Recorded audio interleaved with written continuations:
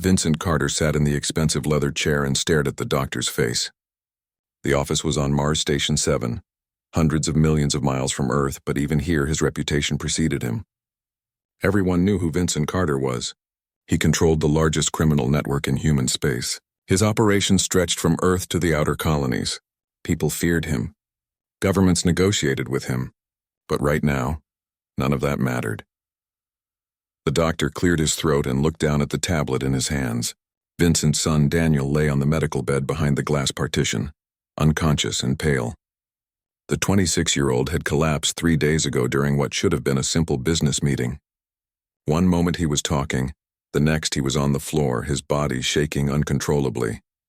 "Mr. Carter, I need you to understand the severity of this situation," the doctor said quietly. His name was Lawrence Webb, and he was supposedly the best neurologist in the Mars colonies. Vincent had paid enough money to buy a small spaceship just to get him here. Vincent said nothing. He just waited, Dr. Webb continued. "Your son has Neuraxian decay syndrome. It's extremely rare. We see maybe 5 cases a year across all of human space. The condition attacks the neural pathways at the quantum level. Do you know what that means?" "Pretend I don't," Vincent said, his voice flat and controlled. "The human brain operates partially at the quantum level. Tiny particles in our neurons exist in multiple states at once. This is what makes human consciousness possible. Neuraxian decay syndrome causes these quantum states to collapse prematurely. The neural pathways literally fall apart at the most fundamental level." Vincent leaned forward. "How did he get it?" "We believe it's caused by prolonged exposure to certain types of quantum radiation during deep space travel." "Your son has been traveling between Earth and the outer colonies for years, correct?" Vincent nodded. Daniel had been working with him since he turned 21. The boy had wanted to prove himself, to show he could handle the family business. Vincent had let him take on more responsibility, let him travel to their operations on Jupiter's moons and Saturn's rings. Now his son was dying because of it. "Can you cure it?" Vincent asked. Dr. Webb looked uncomfortable. He set down his tablet and folded his hands. "Mr. Carter, I won't lie to you. Neuraxian decay syndrome has no known cure. Conventional medicine can't touch it. The damage happens at a level where our normal treatments simply don't work. Neural regeneration techniques don't help because the quantum foundation is compromised. Medications can't reach the affected areas. Surgery is impossible. How long does he have?" 3 months. Maybe less. The decay accelerates as it progresses. In the final weeks, he'll lose motor control, then speech, then memory. Eventually, his brain will simply stop functioning. Vincent stood up and walked to the glass partition. Daniel looked peaceful lying there like he was just sleeping. Vincent remembered when Daniel was born, how small and fragile he had seemed. Vincent's wife had died during childbirth. Daniel was all he had left of her. The boy had grown up strong and smart, always trying to make his father proud. "There must be something," Vincent said. "Someone somewhere must be working on this." Dr. Webb shook his head. "I've consulted with colleagues across the solar system. The consensus is unanimous. I'm sorry, Mr. Carter. Even with all your resources, some things can't be fixed with money or power." Vincent turned around slowly. His face showed no emotion, but his eyes were hard as diamonds. "Get me every file, every research paper, every rejected proposal that has anything to do with neural quantum decay. I want the names of every scientist who has ever written about this condition. I want to know about anyone who claimed they could treat it, even if everyone else called them crazy. I want all of it on my desk in 24 hours. Dr. Webb looked startled. "Mr. Carter, I understand you're upset, but chasing false hope will only make this harder. You should spend this time with your son while he can still recognize you." Vincent walked past him toward the door. 24 hours, Dr. Webb, and tell the nurses to prepare Daniel for transport. We're taking him back to Earth. He's not stable enough for travel." Vincent stopped at the door. "Then stabilize him. I didn't get where I am by accepting what people tell me is impossible." Over the next 3 weeks, Vincent's organization became a medical research operation. His information brokers hacked into hospital databases and university servers. His analysts sorted through thousands of research papers and experimental treatment proposals. His network of contacts reached out to scientists on every human colony. The results were discouraging. Neuraxian decay syndrome had been studied for 15 years since it was first identified. Every major medical institution had attempted to find a treatment. All had failed. The quantum nature of the disease made it untouchable by current human technology. Daniel's condition worsened. He had good days where he could walk and talk almost normally, but the bad days were getting more frequent. He would lose coordination, forget where he was, or simply stare into space for hours. Vincent watched his son slip away piece by piece. Then, on a Tuesday morning, one of Vincent's analysts brought him a rejected grant proposal from 5 years ago. The proposal was from a young scientist named Maya Brooks, who worked at a minor research station orbiting Neptune. She had written a theoretical paper about quantum neural regeneration, using modified dark matter particles and electromagnetic pulses. The scientific community had dismissed her work entirely. 17 different funding agencies had rejected her proposal. The reviews called it impossible, impractical, and based on unproven theories. No respected institution would touch it. But Vincent wasn't interested in what the scientific community thought. He was interested in one sentence buried in the proposal's abstract. Theoretical models suggest complete reversal of quantum neural decay may be achievable within controlled parameters. Vincent called in his head of operations. Find out everything about Maya Brooks. Where she is, what she's doing, who she talks to. I want to know what she had for breakfast. Then book me passage to Neptune Station. We're going to have a conversation with this scientist. His operations chief hesitated. Boss, Neptune is 8 months away even on the fastest ships. Then we leave today, Vincent said. He looked at Daniel, who was sleeping fitfully in the medical bay they had set up in the mansion. We don't have time to waste. The Neptune research station floated in the darkness like a small metal flower. It was one of the oldest facilities in the outer solar system, built 40 years ago when humanity first pushed beyond Saturn. The station housed 37 researchers, most of them working on projects that couldn't get funding anywhere else. Maya Brooks sat in her tiny lab module and reviewed the same data she had been studying for 5 years. The numbers still made sense. The theory was sound, but theory meant nothing without the ability to test it. She needed equipment that cost more money than she would see in her lifetime. She needed support from institutions that had already told her no 17 times. Maya was 31 years old. She had a doctorate in quantum biology from a good university, but not a great one. Her grades had been perfect, but she didn't have the connections that mattered in the scientific world. After graduation, she had applied to every major research institution. All of them rejected her. So she ended up here, at Neptune Station, making barely enough money to pay her bills and send something back to Earth.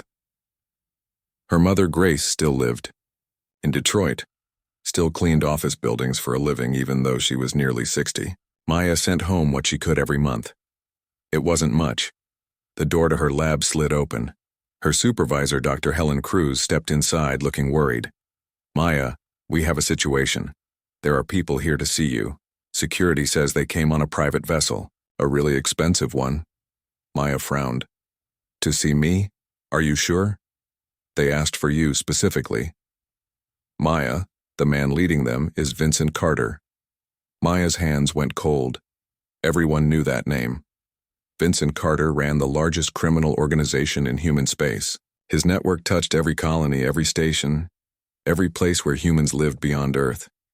He was dangerous, powerful, and not someone you wanted showing up at your workplace. What does he want with me? Maya asked. I don't know, but station security is nervous. These people have weapons. Legal ones, but still. The station commander wants me to sit in on whatever meeting happens. Maya saved her work and stood up. Okay, let's find out what this is about. The station's main conference room was small and functional. Vincent Carter stood by the window looking out at Neptune's blue bulk. He was a tall man, maybe 50 years old, with gray hair and the kind of calm presence that came from absolute confidence. 3 of his people stood near the door, all of them alert and professional. But what caught Maya's attention was the young man sitting in one of the chairs. He looked sick. His skin was pale and his hands trembled slightly as they rested on the table. His eyes were unfocused, like he wasn't quite present. Vincent turned when Maya entered. Dr. Brooks, thank you for seeing us. Maya sat down across from him. Dr. Cruz took the seat beside her. Mr. Carter, I'm surprised to see you here. I imagine so. Let me be direct. This is my son, Daniel. 3 weeks ago, he was diagnosed with neuraxian decay syndrome. The best doctors in human space tell me he has less than 3 months to live. They tell me there's no cure, no treatment, nothing to be done. Maya glanced at Daniel. She had read about neuraxian decay in medical journals. It was a terrible disease. I'm sorry to hear that, but I don't understand why you're here. Vincent pulled out a tablet and slid it across the table. Maya picked it up and saw her own rejected grant proposal on the screen. 5 years ago, you wrote that quantum neural regeneration might be possible. You theorized that neural pathways damaged at the quantum level could be reset and regenerated using modified dark matter particles and precision electromagnetic pulses. Maya felt her stomach tighten. That was theoretical work. I've never been able to test it. No one would fund the research.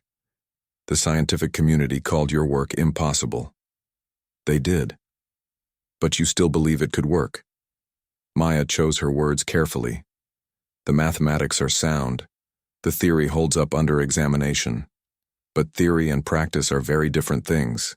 I've never had access to the equipment needed to even begin testing this. It would require resources I don't have. Vincent leaned forward. What if you had unlimited resources? What if money and equipment weren't obstacles? Could you save my son? Maya looked at Daniel again. The young man was staring at his hands like he didn't recognize them. She thought about what neuraxian decay did to people, the slow loss of everything that made them who they were. Mr. Carter, I appreciate that you're desperate, but I can't promise miracles. Even with perfect conditions, the chance of success would be small. This has never been attempted. I could fail completely. I could make things worse. But there's a chance. A theoretical chance, yes. Vincent stood up and walked around the table. He looked tired, Maya realized. Beneath the calm exterior was a man who was terrified of losing his son. Dr. Brooks, I know who I am. I know what people think of me. I've done things I'm not proud of. I've hurt people. I've broken laws. But Daniel is my son. He's all I have. If there's even a small chance you could save him, I'm asking you to try. Maya shook her head. I can't work for you. Do you understand what you're asking? You want me to help a crime lord. My mother raised me to do the right thing. She worked 3 jobs so I could go to school. She taught me that intelligence is a gift meant to help people, not to serve criminals. Your mother is Grace Brooks, correct? She still cleans buildings in Detroit. Maya went very still. Don't you dare threaten her. Vincent held up his hands. I'm not threatening anyone. I had my people research you, that's all. Your mother sounds like a remarkable woman. She is. Then think about what she would say if she were in my position. If you were dying and there was one person in all of human space who might be able to save you, wouldn't she do anything to reach that person? Maya didn't answer. She looked at Daniel, really looked at him. He wasn't a criminal heir right now. He was just a young man dying of a terrible disease. Vincent continued. I'll give you everything you need. Equipment, funding, assistance, complete freedom to conduct your research however you see fit. And when this is over, if you succeed, I'll fund a free medical facility anywhere you choose. I'll put my money toward helping people instead of hurting them. Dr. Cruz spoke up. Maya, you don't have to do this. Maya stood up and walked to the window. Neptune hung in space like a blue jewel. She thought about her mother, about all those nights Grace came home exhausted from cleaning offices. Grace had never given up. She had never stopped fighting to give Maya a better life. If I do this, Maya said slowly, I need your word that you'll stay out of my way. I make all medical decisions. I won't compromise the science for any reason. And if I succeed, you don't just fund one facility. You leave the medical research field alone forever. No more using science for criminal purposes. Vincent nodded. You have my word. Maya turned around. Then I'll try. I can't promise anything except that I'll do my absolute best. But Mr. Carter, you need to understand something. The chances of success are very small. Small is better than 0. Vincent said quietly. When do we start? Maya spent the first week just setting up her laboratory. Vincent's money moved mountains. Equipment that would normally take months to acquire arrived within days. The station commander gave her the largest available space, an old cargo bay that was quickly converted into a state-of-the-art research facility. She worked 18-hour days, barely sleeping, eating only when someone reminded her. The theoretical work she had done years ago now had to become practical reality. Every calculation needed to be verified. Every piece of equipment needed to be calibrated perfectly. One mistake and she could kill Daniel instead of curing him. Daniel himself spent most days in the medical wing. Maya visited him every evening to check his condition and run tests. The young man was getting worse. Some days he could hold a conversation. Other days he barely seemed to know where he was. On the 8th day, Maya sat with him while he ate dinner. His hands shook as he lifted the fork, but he managed. "Why are you helping me?" Daniel asked suddenly. His voice was quiet and a little slurred. Maya looked up from her tablet. "What do you mean?" "You know who my father is. What he does. Why would someone like you help someone like me? Because you're sick and I might be able to help." "That's reason enough." Daniel put down his fork. "I'm not a good person, Dr. Brooks. I've done things. Bad things. I helped my father run his operations. I made choices that hurt people. Are you telling me I should let you die? I'm telling you I understand if you have doubts. I have doubts about myself." Maya closed her tablet and looked at him directly. "Daniel, I grew up poor in Detroit. My mother cleaned buildings so I could go to school. I know what it's like when people judge you based on where you come from instead of who you are. You're not your father. You're not your past choices. Right now, you're just a patient who needs help. That's generous of you." "It's not generous. It's practical. If I start deciding which patients deserve treatment based on their history, where does that end? Do I only help good people? Who decides what good means?" Daniel was quiet for a moment. Then he smiled slightly. "My father said you were smart. He didn't mention you were wise too. I'm not wise. I'm just trying to do my job." Over the next 2 weeks, Maya made significant progress. She successfully generated modified dark matter particles in controlled conditions. She developed an electromagnetic pulse system that could target neural tissue at the quantum level without damaging surrounding cells. She created computer models that predicted how Daniel's brain would respond to treatment. But models were not reality. The gap between theory and practice seemed to grow larger the more she learned. There were so many variables she couldn't account for. So many things that could go wrong. Vincent visited her lab every few days. He never interfered with her work, but he always asked the same question. "How are we doing?" "We're making progress," Maya would say. "But it's complicated." On one visit, Vincent found her staring at a complex equation on the display screen. She looked exhausted. "When did you last sleep?" he asked. "I sleep enough." "Dr. Brooks, if you collapse from exhaustion, you can't help my son." Maya rubbed her eyes. "There's so much we don't know. The human brain is the most complex structure in the known universe. I'm trying to manipulate it at the quantum level. Do you understand how insane that is?" Vincent sat down in one of the lab chairs. "Tell me about your mother." Maya looked at him surprised. "What?" "Your mother, Grace. What was it like growing up with her?" "Why do you want to know?" "Because I'm trying to understand you. You could have taken my money and run. You could have done the bare minimum and claimed you tried. Instead, you're working yourself to exhaustion trying to save the son of a criminal. I want to know why." Maya was quiet for a long moment. Then she began to talk. "My mother is the strongest person I've ever known. She came to Detroit with nothing. No money, no connections, no advantages. People looked down on her because of her skin color and her job. But she never let that stop her. She worked 3 jobs?"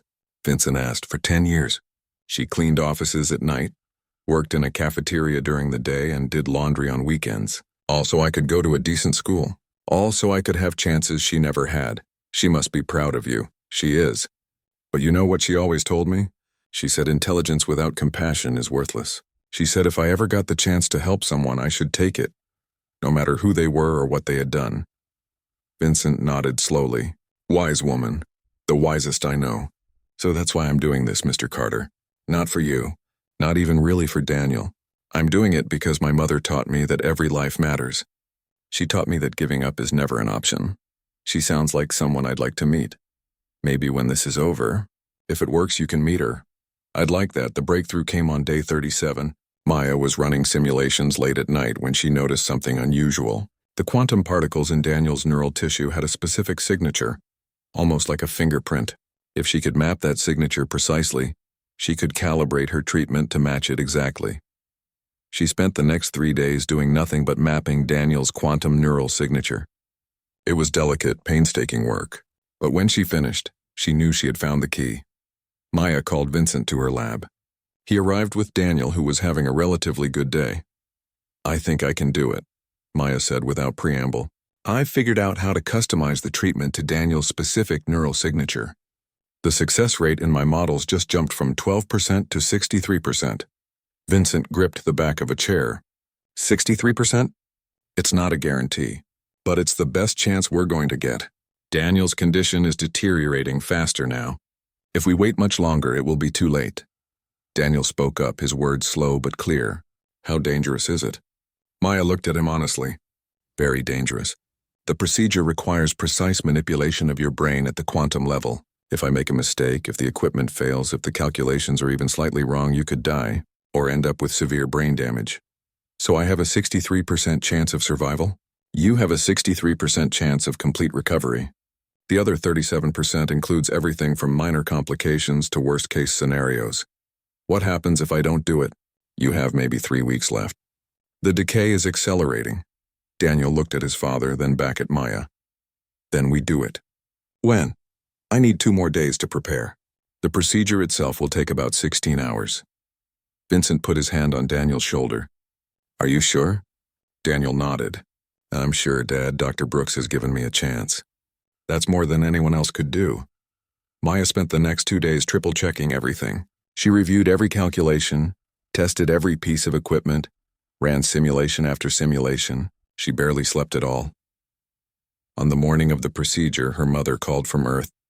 Grace's face appeared on the video screen, warm and concerned. "Baby, are you taking care of yourself?" "I'm fine, Mama, just busy.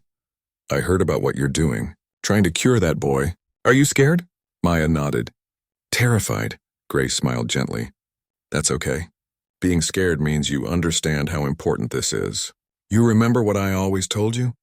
That intelligence without compassion is worthless." "That's right. You've got both, Maya.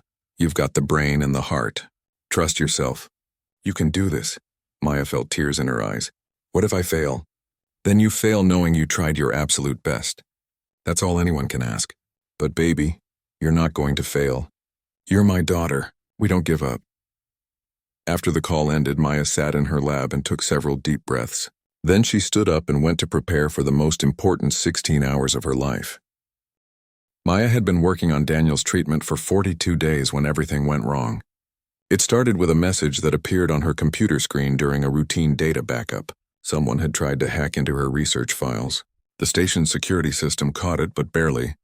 She called station security immediately. The head of security, a woman named Lisa Parks, came to her lab within minutes. "How bad is it?"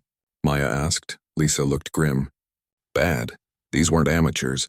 They used military-grade intrusion software. We blocked them this time, but they'll try again. Who would want my research? I can think of a few candidates. Your work could revolutionize medicine. That means it could also destroy the current medical industry's profit model. Big pharmaceutical companies wouldn't want that." Maya felt cold. She hadn't thought about the larger implications. She had been so focused on saving Daniel that she hadn't considered what her research meant to the massive corporations that controlled medical treatment across human space. Vincent confirmed her fears when she told him about the hack. "Helios Corporation," he said flatly. "They control 70% of pharmaceutical patents in human space. Your treatment would make half their products obsolete. They can't stop scientific progress. They can try, and they have the resources to make it difficult." Maya went back to work, but she installed additional security measures on all her systems. She also started backing up her research to secure servers scattered across different locations. If something happened to her, the work would survive. Daniel's condition was getting worse. The good days were rare now. He spent most of his time confused or barely conscious. Maya knew they were running out of time. She pushed herself harder, working 20-hour days trying to perfect the procedure before it was too late.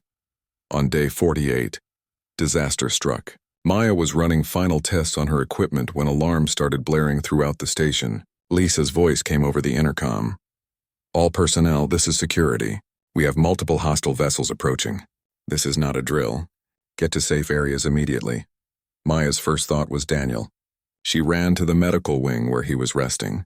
Vincent was already there with 4 of his security people. What's happening? Maya demanded. The Kozlov Syndicate, Vincent said, his face hard. A rival organization. They've been looking for an opportunity to hurt me. They must have learned Daniel is here. Can we evacuate? Not fast enough. They'll be docking in 10 minutes. The next hour was chaos. The Kozlov forces breached the station in 3 places. Vincent's security people fought to hold them back, but they were outnumbered. Station personnel fled to emergency shelters. Explosions rocked the facility as the fighting spread. Maya tried to protect her lab, but then Lisa appeared at the door, bleeding from a cut on her forehead. Dr. Brooks, we have a bigger problem. There's a second group of attackers. They're not with the Kozlov people. They're heading straight for your lab. Who are they? Corporate mercenaries, I think. They're not trying to take over the station. They're trying to steal your research. Maya's heart sank. The Helios Corporation had sent their own people. While the Kozlov Syndicate attacked from one direction, corporate mercenaries came from another. Her lab was caught in the middle. Vincent made a quick decision. We hold this section. Maya, can you move your equipment? Not the important stuff. It's too big, too delicate. If I try to move it now, it will be destroyed. Then we protect it here. The fighting intensified. The station's hull was breached in 2 more places. Atmosphere vented into space until emergency seals engaged. Power flickered and failed in several sections. Maya's lab switched to backup generators, but she knew they wouldn't last long. Through it all, she kept working. If she was going to die here, she would die trying to finish what she had started. She calibrated her equipment, checked her calculations, prepared everything for Daniel's procedure. Vincent's people held the corridor outside her lab for 6 hours.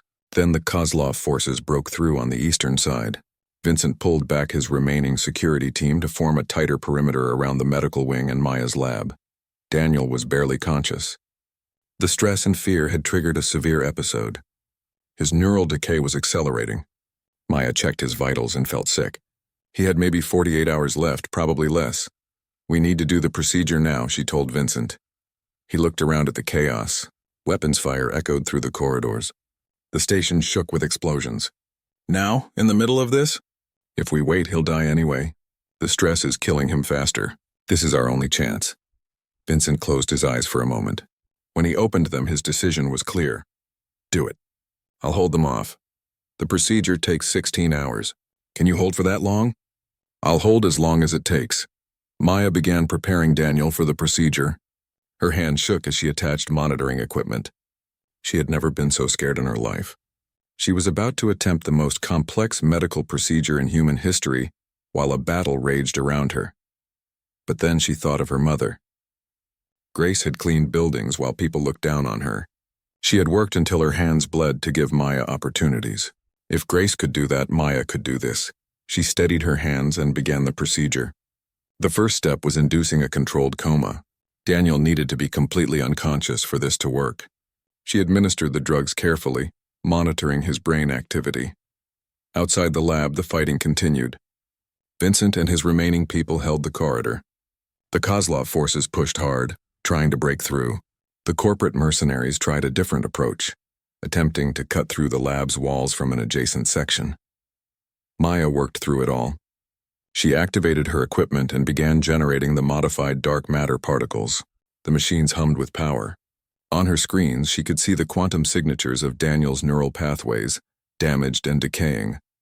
4 hours into the procedure, the lab lost main power. Maya's equipment switched to backup batteries, but they would only last a few hours. She worked faster, knowing time was running out in more ways than one. 6 hours in, one of the corporate mercenaries broke through into an adjacent room. Vincent himself went to deal with the threat. Maya heard gunfire, then silence. Vincent came back with blood on his sleeve but said nothing. 8 hours in, Daniel flatlined. His heart stopped. Maya had been expecting this. The procedure put enormous stress on the body. She administered drugs to restart his heart and adjusted the electromagnetic pulses. Daniel's heart began beating again. 10 hours in, the Kozlov forces pulled back suddenly. Lisa came into the lab exhausted and wounded. They're regrouping, she said. They'll hit us hard next time. This might be their final push. Maya nodded but didn't stop working. Her eyes were fixed on the screen showing Daniel's neural pathways. The quantum particles were bonding with the damaged tissue. The electromagnetic pulses were resetting the quantum states. It was working. Slowly, impossibly, it was actually working.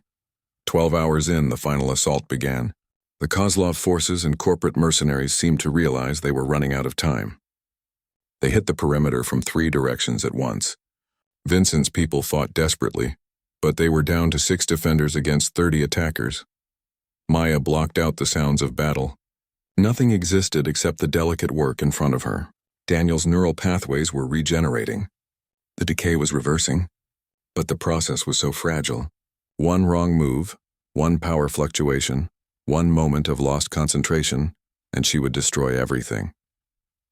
14 hours in, the corporate mercenaries broke through into the room next to her lab. They started cutting through the wall. Maya could hear the torch burning through metal. She kept working. She was so close now. The regeneration was nearly complete. Vincent appeared in the doorway, his face covered in sweat and blood. "Maya, they're coming through. You need to stop and get to safety." 2 more hours, she said without looking up. "I need 2 more hours. We don't have 2 hours. Then I die here. I'm not stopping now." Vincent stared at her for a long moment. Then he nodded and went back to the corridor. She heard him shouting orders, rallying his remaining people for one final stand. The wall between Maya's lab and the adjacent room glowed red as the corporate mercenaries cut through it. Maya could feel the heat from where she stood. She had 90 minutes left in the procedure, maybe less. Daniel's neural regeneration was 70% complete. If she stopped now, all the progress would be lost. If she continued, she might die here. She looked at Daniel lying unconscious on the medical bed. His brain scans showed the most beautiful thing she had ever seen. The damaged neural pathways were rebuilding themselves. The quantum decay was reversing. It was working. After 5 years of theory, after 6 weeks of desperate work, her impossible idea was actually working. The cutting torch broke through the wall. A section of metal fell inward with a crash. Through the opening, Maya could see armed figures in dark tactical gear. They wore the logo of the Helios Corporation. These weren't criminals like the Kozlov Syndicate. These were corporate soldiers here to steal research that threatened their profits. "Dr. Brooks," a voice called through the opening. "Stand away from the equipment. We're here for the research data only. No one needs to get hurt." Maya ignored them. She adjusted the electromagnetic pulse frequency by 0.03%. Daniel's neural readings showed a slight fluctuation. She compensated immediately. The regeneration process was so delicate. One wrong move and she could kill him. Vincent appeared beside her. He was breathing hard. Blood ran from a cut above his eye. "Maya, you need to make a decision. I can't hold them much longer. I'm not stopping. They'll kill you. Then they kill me. But I'm not stopping." Vincent grabbed her shoulder and turned her to face him. His eyes were desperate. "My son needs you alive. If you die here, this was all for nothing." Maya met his gaze steadily. "Your son needs me to finish this. If I stop now, the regeneration will collapse. All the progress will be lost. The damage will be worse than before. He'll be dead within hours. And if you die, he's still lost. Maybe. But at least I'll know I tried everything. I won't give up on him just to save myself. That's not who I am." Vincent stared at her. Then slowly he nodded. "Your mother raised you right." He turned and went back to the corridor. Maya heard him shouting orders. The sound of gunfire intensified. Someone screamed. The station shook with an explosion. Maya's equipment flickered but stayed online. She went back to work. Her hands moved across the controls with practiced precision. She had run this procedure 1,000 times in simulations. She knew every step, every adjustment, every possible complication. But simulations didn't prepare you for working while people tried to kill you. The corporate mercenaries pushed through the opening in the wall. Vincent's people met them with concentrated fire. The lab filled with smoke. Maya's eyes watered, but she didn't look away from her screens. 15 hours into the procedure, Maya's backup power gave a warning. She had 30 minutes of battery left. After that, her equipment would shut down. The procedure would fail. Daniel would die. She called out to Lisa, who was helping defend the corridor. "I need power. Any power source, anything." Lisa ducked into the lab. "Main power is down throughout this section. The station's reactor is offline. There must be something. Emergency systems, life support, anything. Lisa thought for a moment. The escape pods. They have their own power cells. Can you get them? Maybe, if I can reach the pod bay. Go, please, I'm running out of time. Lisa disappeared. Maya didn't know if she would make it. The fighting was throughout the station now. But she had to hope. Hope was all she had left. The corporate mercenaries made another push. They threw something into the corridor. Smoke grenades. The hallway filled with thick gray smoke. Maya heard Vincent coughing, heard the confusion as his people lost visibility. The mercenaries rushed forward. They made it into the room adjacent to Maya's lab. Vincent's remaining defenders fell back to the lab entrance itself. There were only 4 of them left now. 4 people between Maya and an entire strike team. Maya glanced at the opening in the wall. She could see corporate soldiers setting up equipment. They were preparing to extract her research data remotely. They would steal everything she had worked for. Everything she had discovered. She made a decision. Her hands flew across her control panel. She accessed the station's communication systems and found the open channels. Every major news network monitored emergency channels. She began broadcasting her research data on all frequencies. This is Dr. Maya Brooks at Neptune Station. I'm transmitting complete research data on quantum neural regeneration. The treatment for Neuraxian decay syndrome works. I'm sharing this data freely. To everyone. Copy it, save it, use it. This treatment belongs to humanity, not to corporations. The corporate mercenaries realized what she was doing. She heard shouting. They tried to jam the signal, but she had already sent the data through multiple channels. It was out there now, spreading across human space, impossible to contain. A corporate soldier appeared at the lab entrance. He raised his weapon. Vincent stepped in front of him and they struggled. The gun went off. Vincent fell. Maya screamed but didn't leave her post. She couldn't. She had 60 minutes left and no power. Then Lisa was there carrying 2 power cells from escape pods. She threw one to Maya. Connect this, quickly. Maya's hands shook as she attached the power cell to her equipment. The battery warning disappeared. She had power again. Enough to finish. 15 hours and 30 minutes in, Daniel's neural regeneration reached 90%. Maya fine-tuned the electromagnetic pulses. The quantum particles bonded with the final damaged sections. The readings were perfect. Better than perfect. His brain was healing. Vincent was still alive. 2 of his people had pulled him away from the entrance and were trying to stop the bleeding. He had been shot in the shoulder and leg, but his eyes were on Maya, watching her work. Don't stop, he whispered. Finish it. 15 hours and 45 minutes in, Federation security forces finally arrived. Maya heard new voices over the communication system. Military vessels were docking. The corporate mercenaries retreated. The Kozlov forces fled. Finally, after hours of hell, help had arrived, but Maya barely noticed. She was in the final stage of the procedure. The most delicate part, she had to carefully reduce the electromagnetic pulses as the regeneration completed. Too fast and the new neural pathways would destabilize. Too slow and she could cause new damage. She worked with absolute concentration. Nothing else existed. Not the smoke. Not the bodies in the corridor. Not the chaos around her. Only Daniel's neural pathways on her screen. Only the steady process of completion. 16 hours and 7 minutes after she began, Maya shut down the equipment. Daniel's neural scans showed complete regeneration. The quantum decay was gone. His brain activity was normal. She had done it. Against impossible odds in the middle of a battle with equipment running on emergency power, she had cured Neuraxian decay syndrome. She collapsed into a chair, her whole body shaking. Tears ran down her face. She had been so scared, so certain she would fail, but she hadn't failed. She had saved him. Federation medics rushed into the lab.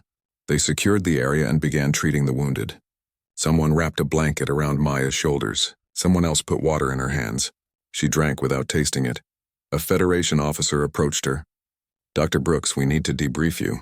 We need to understand what happened here. Maya looked at him with exhausted eyes. What happened is that I saved someone's life. That's all that matters. She looked at Daniel on the medical bed. He was still unconscious, still in the induced coma, but his brain was whole. His neural pathways were healthy. When he woke up, he would be cured. Vincent was on another medical bed. Combat medics worked on his wounds. He looked at Maya across the room. Their eyes met. He mouthed 2 words, thank you. Maya nodded. Then she closed her eyes and let herself rest for the first time in 16 hours. She had earned it. Daniel woke up 3 days after the procedure. Maya was sitting beside his bed when his eyes opened. For a moment he looked confused, disoriented. Then his gaze focused on her face and he smiled. Did it work? His voice was clear, with no slurring or hesitation. Maya smiled back, feeling tears in her eyes. Yes, it worked. How do you feel? Daniel moved his hands experimentally, flexed his fingers, turned his head. I feel normal. No trembling, no confusion. I can think clearly. Dr. Brooks, you saved my life. We had some help, Maya said, glancing at Vincent, who had just entered the room. The older man was using crutches, his shoulder heavily bandaged. Vincent approached his son's bed slowly. How are you feeling? Like I got a second chance, Daniel said. Dad, I remember some of it. The fighting, the chaos. You got shot protecting Dr. Brooks. I'd do it again, Vincent said simply. You're alive. That's all that matters. The Federation officers had many questions. They interviewed Maya for hours about what had happened. She told them everything. The attack by the Kozlov Syndicate, the corporate mercenaries from Helios Corporation, the desperate battle while she completed Daniel's procedure. The officer in charge, Commander Andrew Price, listened carefully to her account. Dr. Brooks, you broadcast your research data on open channels. Do you understand what you've done? I made sure the treatment would survive even if I didn't. You've also destroyed Helios Corporation's monopoly on neural treatments. They're not happy about that. Maya met his gaze steadily. I don't care if they're happy. Medicine shouldn't be controlled by profit. People are dying from Neuraxian decay syndrome. Now they don't have to. That's more important than corporate profits.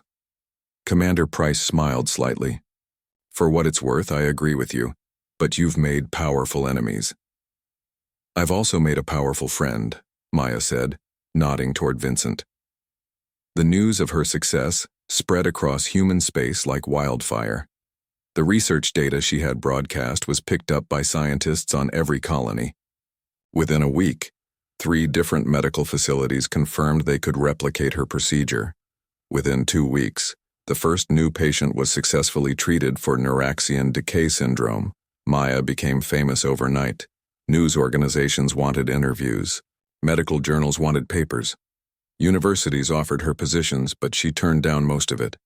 She was too tired to deal with fame. She just wanted to go home and see her mother. The Helios Corporation tried to claim patent rights over her research. They argued that the data had been stolen and broadcast illegally, but public opinion turned against them hard. People were angry that a corporation would try to own a life-saving treatment. The Federation government stepped in and declared Maya's research to be public domain. No one could patent it. It belonged to humanity. Vincent kept his promise. Once he recovered from his wounds, he began setting up the medical facility he had agreed to fund. He asked Maya where she wanted it built. Detroit, she said without hesitation, in the neighborhood where I grew up, where people need it most. Then Detroit it is. What do you want to call it? Maya thought about her mother, about all the sacrifices Grace had made. The Grace Brooks Memorial Medical Center. Your mother isn't dead, Vincent pointed out. I know, but she's given so much of her life to help me. I want to honor that while she's still alive to see it. Vincent nodded. It's a good name. A good way to honor a remarkable woman. 2 months after the procedure, Maya stood in her completed lab on Neptune Station. The facility had been fully repaired. The damage from the battle was erased. Everything was back to normal except Maya herself. She had changed. She had proven that her theories worked. She had saved a life. She had changed medicine forever. She was reviewing data from other doctors who were using her technique when Daniel came to visit. He looked healthy now, completely recovered. He moved with easy confidence. His eyes were clear and focused. I'm heading back to Earth, he told her. My father and I have some decisions to make about the future. What kind of decisions? Daniel sat down across from her. I've spent my whole life in my father's world, the criminal world. But you gave me a second chance at life, Dr. Brooks. I don't want to waste it. I want to do something better, something that actually helps people. What does your father think about that? He supports it. The attack here changed him. He realized that all his power and money meant nothing when his son was dying. He wants to change too. We're going to transition the legitimate parts of his business into a foundation. Medical research, education programs, things that actually make a difference. Maya smiled. That's good. I'm glad. It's because of you. You didn't just save my life. You showed us there was a better way to live.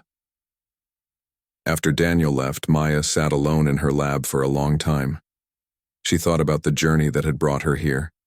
Growing up poor in Detroit, watching her mother work endless hours, struggling to get through school, being rejected by everyone who mattered in the scientific community, landing at this forgotten research station at the edge of the solar system. If any one thing had been different, she wouldn't be here now. If the scientific community had funded her research, she would have been working at some prestigious university when Vincent came looking for help. She might have refused to help a crime lord.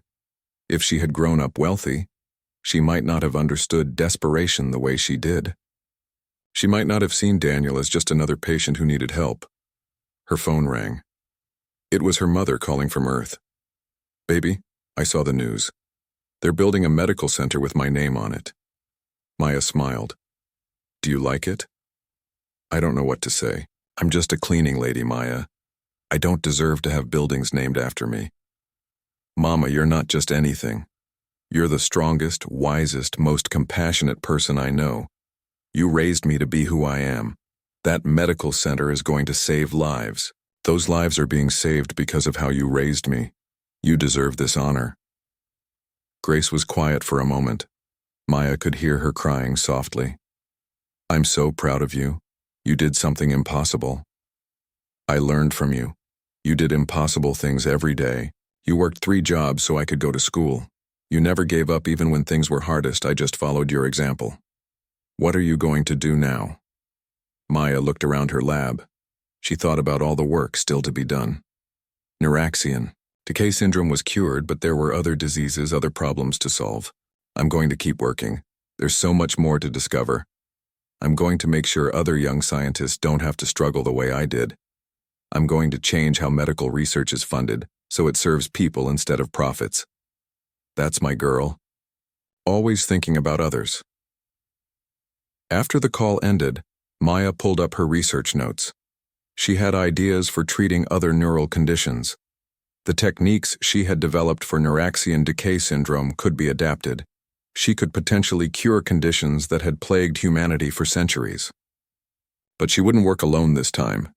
She would build a team. She would mentor young scientists from backgrounds like hers. She would make sure that genius was recognized no matter where it came from. A week later, the Federation government offered Maya the position of Director of Public Medical Research. It came with massive resources and the authority to reshape how medical science was conducted across human space. Maya accepted the position, but she had conditions. First, all research funded by her department would be open source. No patents, no corporate control. Second, 50% of research grants would go to scientists from underprivileged backgrounds. Third, she would establish apprenticeship programs to train the next generation of medical researchers. The Federation government agreed to all her conditions. They recognized that Maya Brooks had changed everything. She had proven that intelligence and determination mattered more than connections or money. She had shown that the future of humanity depended on finding and nurturing genius wherever it existed. On her last day at Neptune Station, Maya stood at the observation window and looked out at the blue planet floating in space. She thought about how far she had come. From a poor neighborhood in Detroit to the edge of the solar system. From a rejected researcher to someone who had changed medicine forever.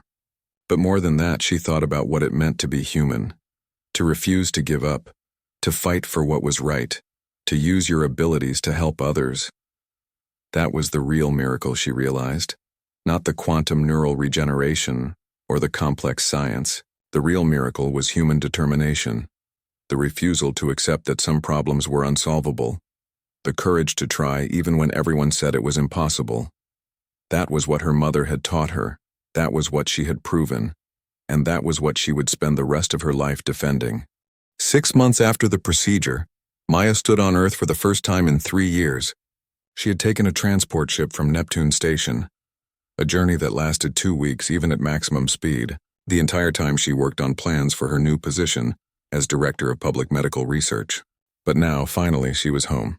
Detroit looked different than she remembered. The city was still struggling economically, but there was new construction happening, new businesses opening, and in the heart of her old neighborhood stood the Grace Brooks Memorial Medical Center, a gleaming building of glass and steel that seemed almost out of place among the older structures. Grace met her at the entrance. Her mother looked older, more tired, but her smile was as warm as ever. They embraced for a long time. "Welcome home, baby," Grace said softly. "It's good to be home, Mama." They toured the facility together. The medical center was everything Maya had hoped for. State-of-the-art equipment, comfortable waiting areas, and most importantly, a staff dedicated to treating everyone regardless of their ability to pay. People from the neighborhood filled the halls. People who had never been able to afford decent medical care now had access to the best treatment available. "This is your legacy," Maya told her mother as they stood in the main lobby. "These people are getting help because of what you taught me." Grace shook her head gently. "This is our legacy, yours and mine together, but mostly yours, Maya. You did something I never could. You changed the world." The media wanted to document the reunion. Camera crews followed them through the facility. Reporters asked endless questions. Maya answered them patiently, but she made sure her mother was included in every interview. A young reporter named Kate Miller asked the question that everyone wanted answered. "Dr. Brooks, you were rejected by 17 different funding agencies. You were stuck at a remote research station making barely enough to survive. What made you keep going?" Maya looked at her mother before answering. "My mother worked 3 jobs so I could get an education. She cleaned buildings while people looked down on her because of her skin color and her economic status. But she never let that stop her. She never gave up. How could I give up when she never did?" Grace spoke up, her voice strong and clear. "I want to say something about that. People always act surprised that a cleaning lady could raise a genius. Like it's impossible for someone like me to have a smart daughter. But intelligence isn't about money or status. It's about potential. Every child has potential. My Maya had it. But there are millions of other children out there with just as much potential who never get the chance to show it." Kate Miller leaned forward. "What do you think needs to change?" "Everything," Grace said firmly. "We need to stop judging people by where they come from. We need to stop assuming that poor kids can't be brilliant. We need to give everyone the same opportunities, the same resources, the same respect." My daughter proved something important. She proved that genius can come from anywhere. But how many other geniuses are out there cleaning buildings or working minimum wage jobs because no one gave them a chance? The interview went viral. Within hours, millions of people across human space had watched it. Grace's words sparked conversations in every colony, every station, every settlement where humans lived. People began questioning the systems that determined who got opportunities and who didn't. Vincent Carter watched the interview from his home in New Chicago. Daniel sat beside him, also watching. "She's right," Daniel said quietly. "We waste so much potential by limiting opportunities to people who already have advantages." Vincent nodded slowly. "Dr. Brooks changed my life. Both of our lives. She made me realize that power and money mean nothing if you're not using them to help people. I spent 40 years building a criminal empire. I hurt people. I broke families. I made the world worse. But maybe I can spend the next 40 years making it better." "The foundation is a good start," Daniel said. "It's not enough. We need to do more. What if we used our resources to find other people like Maya Brooks? People with genius and determination who just need someone to give them a chance?" Daniel smiled. "I like that idea. Let's do it." They established the Brooks Carter Fellowship Program. It provided full funding for brilliant students from underprivileged backgrounds to pursue advanced education in science, medicine, engineering, and other critical fields. The program didn't just pay for school. It provided mentorship, networking opportunities, and guaranteed research positions after graduation. The first year, they received 50,000 applications. They selected 200 students to receive fellowships. Among them were children of factory workers, farm laborers, service industry employees, and yes, cleaning staff. Every one of them had the potential to change the world. Now they had the chance to prove it. Maya spent her first year as Director of Public Medical Research restructuring how medical science was funded across human space. She eliminated barriers that had kept talented researchers from getting support. She created fast-track programs for promising treatments. She ensured that life-saving research was freely available to everyone. The impact was immediate and dramatic. Within 6 months, 3 new treatments for previously incurable diseases were developed. Within a year, infant mortality rates dropped by 30% across all human settlements. Within 2 years, average life expectancy increased by 5 years. But the real change was harder to measure.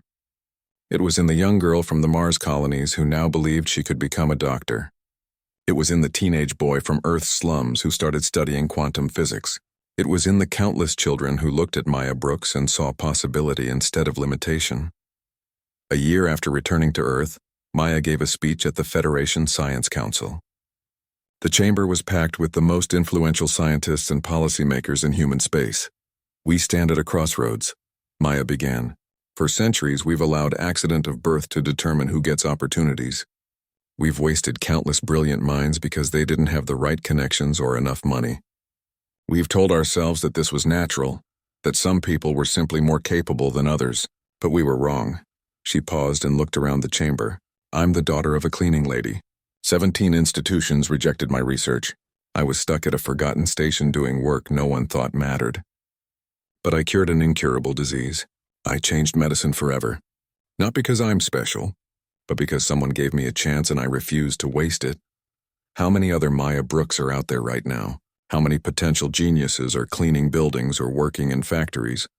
Because no one sees their potential. How many discoveries are we missing? How many problems could we solve if we just gave everyone a fair chance?" The chamber was absolutely silent. "The choice before us is simple," Maya continued. "We can continue wasting human potential or we can change. We can recognize that genius has no skin color, no economic status, no predetermined source. We can build a civilization where everyone gets the support they need to reach their full potential. Where a cleaning lady's daughter can become a pioneering scientist. Where the son of a criminal can become a force for good. Where every child, regardless of their circumstances, can dream of changing the world and actually have the tools to do it." She finished her speech to thunderous applause. But Maya knew applause meant nothing. What mattered was action. What mattered was change. Over the next 3 years, the Federation government implemented sweeping reforms. Education became truly universal and free. Research funding was reorganized to prioritize impact over profit. Barriers to opportunity were systematically dismantled. The results exceeded everyone's expectations. The number of breakthrough discoveries tripled. New technologies emerged that solved problems humanity had struggled with for generations. Medical advances extended life and improved health across all populations. Human civilization entered a new golden age of innovation, and at the center of it all was a simple truth that Grace Brooks had known all along. Every human being had potential. Every mind was valuable. The measure of a civilization was not how it treated its privileged few, but how it nurtured every single person. Maya visited her mother every week at the medical center. Grace had retired from cleaning buildings but couldn't stay away from helping people. She volunteered at the center, talking with patients, offering comfort and wisdom. One afternoon, Maya found her mother sitting with a young woman who looked frightened and overwhelmed. "This is Ashley," Grace said, introducing them. "She just found out her son has a treatable neural condition. She's scared because she doesn't know if she can afford the treatment." Maya sat down beside them. "All treatment at this center is free. Your son will get the best care available. You don't have to worry about cost." Ashley started crying from relief. "I don't understand. How can it be free?" "Because my mother taught me that everyone deserves help," Maya said simply. "Because we're all human. Because that's how it should be." After Ashley left to be with her son, Grace looked at Maya with pride. "You did good, baby. You changed everything." Maya took her mother's hand. "We did good, Mama, you and me together. You showed me the way. I just followed your example," Grace smiled. "Then we both did what we were supposed to do. We made the world a little better. That's all anyone can ask." 5 years after Maya saved Daniel's life, humanity had transformed in ways no one could have predicted. The changes started small, with individual programs and reforms. But they snowballed into something much larger, a fundamental shift in how human civilization viewed itself and its potential. Maya stood at the entrance of the Brooks Institute for Advanced Research, a massive facility that orbited Earth at the L5 point. The institute employed 5,000 researchers from every background imaginable. Former factory workers worked alongside children of billionaires. The daughter of a fisherman collaborated with the son of a politician. What mattered was talent, determination, and the drive to make a difference. The institute had produced 17 major breakthroughs in its first 3 years. New energy systems that made power virtually free, agricultural techniques that ended hunger on Earth and the colonies, medical treatments that eliminated entire categories of disease. The pace of human progress had accelerated beyond anyone's wildest dreams. But Maya knew the real achievement wasn't the technology. It was the change in human thinking. People no longer assumed that genius came from privileged backgrounds. They no longer wrote off entire populations as incapable. They had learned to recognize and nurture talent wherever it appeared. Daniel Carter managed the philanthropic foundation that bore both his and Maya's names. The Brooks Carter Foundation had grown into one of the largest charitable organizations in human space. It funded schools, medical facilities, research programs, and infrastructure projects across hundreds of worlds and stations. Daniel visited the institute regularly to check on projects the foundation supported. Today he found Maya in her office overlooking Earth. "How are you holding up?" he asked, sitting across from her desk. Maya smiled tiredly. "Busy. We have 300 new research proposals this month alone. All of them promising. All of them from talented people who wouldn't have had chances 5 years ago. That's a good problem to have." "It is. But sometimes I wonder if we're moving fast enough. There's still so much inequality out there. So many people still struggling." Daniel leaned forward. "Maya, 5 years ago I was dying and you were stuck on Neptune Station with rejected research. Today I'm healthy and you've revolutionized how humanity approaches science and medicine. That's not slow. That's incredible. Your father would agree with you. My father is busy building his 20th free school in the outer colonies. He's a different man than he was. You changed him too." Maya thought about Vincent Carter. The former crime lord had spent the last 5 years atoning for his past. He personally oversaw construction of schools and medical facilities in the poorest areas of human space. He funded job training programs and infrastructure improvements. He used his organizational skills and resources to help people instead of exploiting them.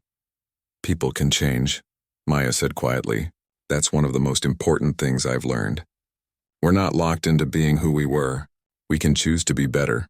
The communication console on her desk chimed. It was her mother calling from Detroit. "Mama, how are you?" Grace's face appeared on the screen. She looked tired but happy. "I'm good, baby. Just finished another day at the center. We treated 200 patients today. All of them got the care they needed. All of them went home healthier than when they came in." "That's wonderful. Maya, there's something I want to tell you. Something I've been thinking about for a while now." "What is it?" Grace smiled softly. "When I was young cleaning those buildings, I used to dream about what my life could have been if things were different. If I'd had chances. If people had seen my potential instead of just seeing a poor black woman. I felt angry sometimes, frustrated, like I'd been cheated." Maya felt her throat tighten. "Mama, I never knew you felt that way. I didn't want you to know. I didn't want you to carry that anger. But here's what I realized, baby. My life wasn't wasted. Every floor I cleaned, every late night I worked, every sacrifice I made, it all mattered. Because it gave you the chance to change everything, not just for yourself, but for millions of people. Maybe that was my purpose all along. Maybe I was supposed to raise you, support you, teach you, so you could do what I couldn't. Mama, you did so much more than that. You showed me what strength looks like, what determination means, what it means to never give up. And you showed the world that people like us matter, that we have value, that we can achieve anything if we're given a fair chance. I couldn't be prouder of you, Maya. But more than that, I'm proud of what humanity is becoming. We're finally starting to judge people by their character and ability instead of their circumstances. That's the world I always dreamed of." After the call ended, Maya sat quietly for a long time. She thought about everything that had happened. The desperate race to save Daniel. The battle on Neptune Station. The decision to broadcast her research freely. The years of work to restructure how science was funded and conducted. But she also thought about the things that hadn't changed. There were still people struggling. Still children who didn't have enough to eat. Still communities without adequate resources. The work was far from finished. Daniel interrupted her thoughts. "You're thinking too much again," Maya laughed. "Probably. But there's still so much to do. There always will be. But look at what you've accomplished. The Brooks Carter Fellowship has supported 10,000 students so far. Every single one of them is doing important work. The Grace Brooks Memorial Medical Centers, there are now 50 of them across human space. They've treated millions of people. The reforms you pushed through at the Federation level have changed how every institution operates. Maya, you didn't just cure one disease. You helped cure the disease of wasted potential." "We helped cure it," Maya corrected. "This wasn't just me. It was my mother, you, your father, the thousands of people who supported these changes. It was humanity deciding to be better." "Fair point. But you were the catalyst. You showed everyone what was possible." Later that day, Maya attended the graduation ceremony at the Brooks Institute. 200 researchers were completing their fellowships and moving on to positions across human space. Maya gave the commencement address. "5 years ago, I was told my research was impossible," she began. 17 funding agencies rejected me. The scientific establishment dismissed my work. I was stuck at a remote station with no resources and no support. By every conventional measure, I should have given up. She paused and looked at the graduating researchers. But I didn't give up because my mother taught me something important. She taught me that circumstances don't determine destiny. She taught me that potential exists everywhere in everyone. She taught me that the only real failure is refusing to try. You are all here because you refuse to accept limitations. You came from difficult backgrounds. You faced obstacles that would have stopped most people. But you persevered. You worked. You proved that talent and determination matter more than privilege or connections.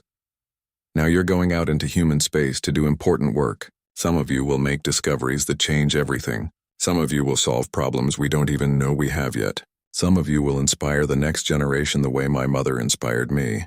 All of you will make a difference. But remember this. Remember where you came from. Remember the struggles you faced. Remember the people who helped you along the way. And remember that you have a responsibility to help others the way you were helped.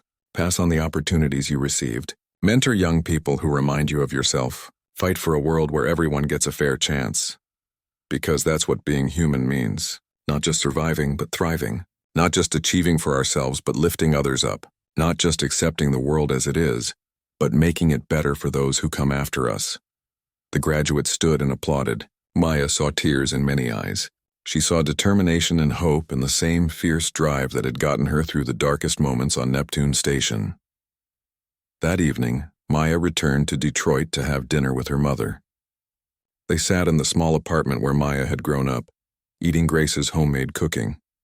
"The mayor called me today," Grace said casually. "They want to name a street after me. Grace Brooks Avenue." "That's wonderful, Mama. You should let them." Grace shook her head with amusement. "A whole street named after a cleaning lady. Who would have thought? You were never just a cleaning lady. You were a mother, a teacher, a role model. You were the foundation that everything else was built on." "That's sweet, baby. But I was a cleaning lady. That was my job. And I was good at it. I took pride in my work. There's no shame in that. You're right. There's no shame in any honest work. That's another lesson you taught me. Every job has dignity. Every person has value. We all contribute to society in different ways."